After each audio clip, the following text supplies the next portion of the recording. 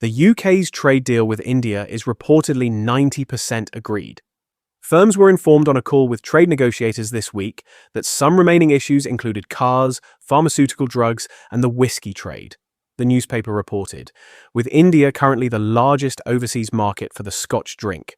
The key issues of mobility and visas for Indian workers, which has proved tricky to resolve, has been concluded, according to a government source.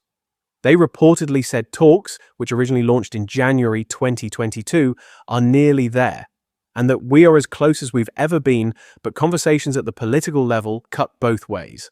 However, it's understood that remaining issues include some of the trickiest areas to negotiate, but it's now hoped the UK will secure the long-awaited Free Trade Agreement, FTA, which Boris Johnson once pledged would be a deal by Diwali with India. The deal is seen as a post-Brexit benefit for the UK's firms to trade with the Asian nation's growing middle class and 1.4 billion population. Progress comes amid US President Donald Trump's imposition of tariffs on the UK and around the world, sparking market instability and fears of a global trade war and recession. Chancellor Rachel Reeves and Indian Finance Minister Nirmala Sitharaman met on Wednesday and agreed £128 million worth of new export deals and investments with India as part of the 13th UK-India Economic and Financial Dialogue, EFD.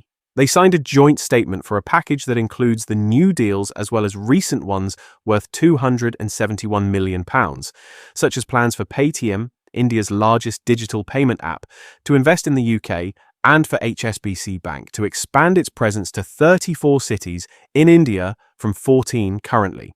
Reeves said, "We have listened to British businesses, which is why we're negotiating trade deals with countries across the world, including India, so we can support them and put more money in people's pockets.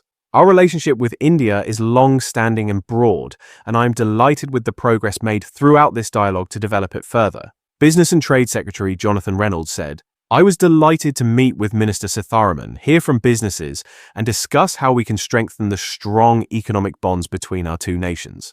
Both the UK and India are committed to delivering economic growth and giving businesses the confidence and stability they need to expand. The UK and India's financial sectors are also looking to boost investment by allowing companies to list shares on both the London Stock Exchange and India's National Stock Exchange or Bombay Stock Exchange. The proposal set out by the India-UK Financial Partnership, IUKFP, a group of investors and policymakers from both countries, would require Indian regulators to amend existing rules. The group also called for both governments to find an agreement that would allow investors to avoid double taxation. Standard Chartered Chief Executive Bill Winters, who is also the UK chair of the IUKFP, said the recommendations set out would boost investment and foster the Chancellor's growth plans. The London Stock Exchange currently has a similar arrangement in place with the New York Stock Exchange that allows cross-listing.